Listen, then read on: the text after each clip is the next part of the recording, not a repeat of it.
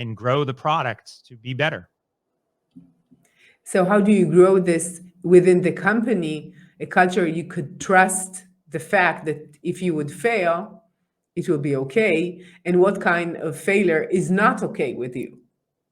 And I guess there are some of them, right? Well, I think this again goes back into how do you build a culture of innovation? So we could say allowing people to come up with ideas is one thing, and then accepting those ideas and not criticizing people for those ideas. You know, the phrase like there's no stupid question, right?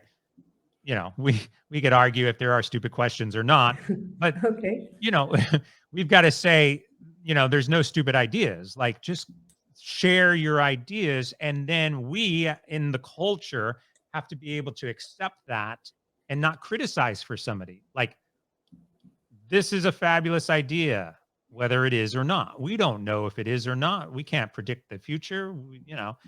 Um, if somebody said, hey, we need to put squares for tires on cars, somebody might say, well, that's not going to work out.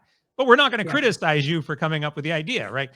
That's the Right. difference, right? It's to embrace that and to help people feel like they are safe in a safe environment when they do come up with ideas, and that safety is a key component.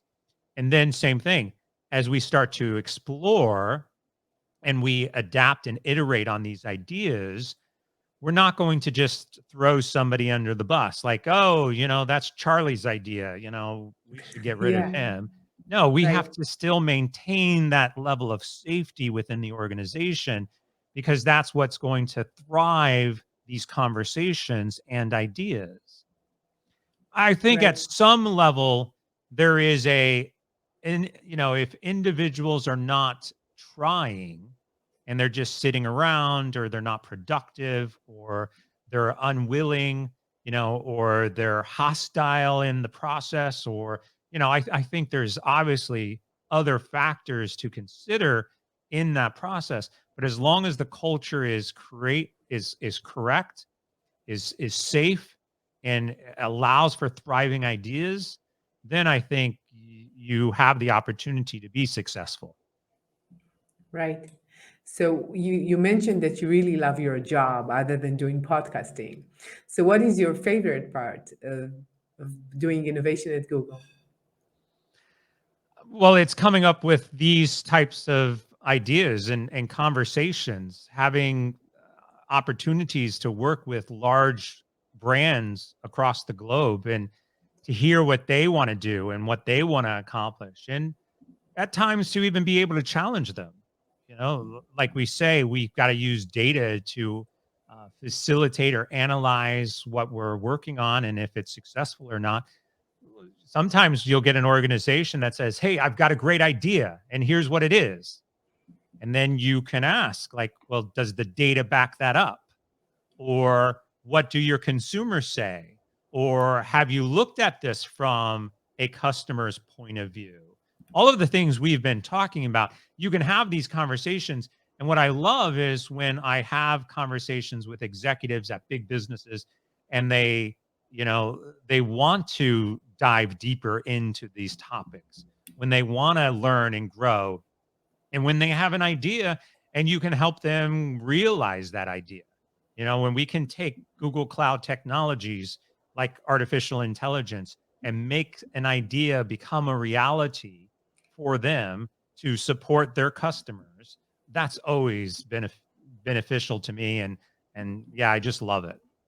Yeah, if I understand correctly, what you're saying is first, it's very diverse what you're doing with different clients and different needs, different types of projects. And second is working with them and helping them create whatever is their next stage or next idea in their businesses. Yeah. There's always a heated, sometimes, maybe not so much heated, but there's always an interesting conversation at the start. Like, how do we think about this? And how do you think about this? And where should we be thinking about this? And then there's the idea. And now you have an idea and you can start to ask the other questions like, what is this idea going to bring your customers? What is this idea going to do for your business? How is this idea going to generate value for your organization? And a lot of times they don't know. And so when you ask those questions, then we start to get into it more, and that's exciting. And then always to see the idea come to life and actually happen. I'm always Yeah. fascinated about that. Yeah. It's like, wow, we had an Yeah. idea, we talked about it, and here it is. It's live. Awesome. So, yeah. Yeah, I totally understand that part. The first part is like doing different things and challenging. And we have a viewer that says it's just challenging. Raman Ravula says, keep up the good work. And I think that challenging what people say and from your understanding, outside understanding of the organization business, it gives so much value. And the other thing is like really implementing something. There is an idea, and in the end, you have a result. And for someone who's creating products, for me, that's the best thing. There, it was only someone thinking about it. Now it's something that they could, a service, a product they could provide to their end customers, which is wow. It's really, seeing it in action is so lively and fun, I would say. So I totally understand that. And thanks, Marwan, for your comment. And I want to ask you, what do you think leaders need to know in order to lead their companies to the future? Yeah, I think a lot of leaders have great insights as to what their organization is going to be able to accomplish, and what their vision is. And I think they can continue to drive those visions.